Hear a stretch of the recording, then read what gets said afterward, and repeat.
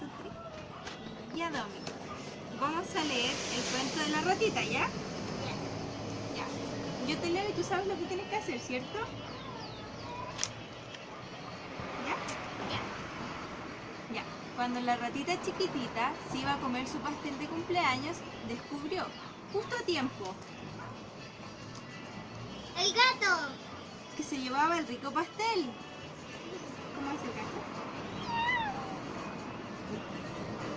Cuando el gato gordinflón se iba a comer el pastel de cumpleaños, descubrió, justo a tiempo, ¡El perro! al perro que se llevaba el rico pastel. ¿Cómo hace el perro? Cuando el perro glotón se iba a comer el pastel de cumpleaños, descubrió, justo a tiempo, ¡El león! el león que se llevaba el rico pastel. ¿Cómo hace el león? Cuando el león dragón se iba a comer el pastel de cumpleaños, descubrió, justo a tiempo, ¡El elefante! el elefante que se llevaba el rico pastel. ¿Cómo es el elefante? Muy bien.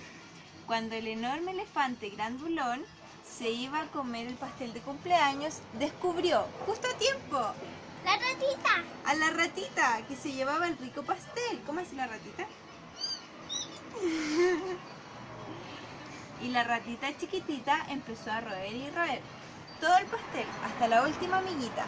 ¡Feliz cumpleaños, ratita chiquitita! Hay puros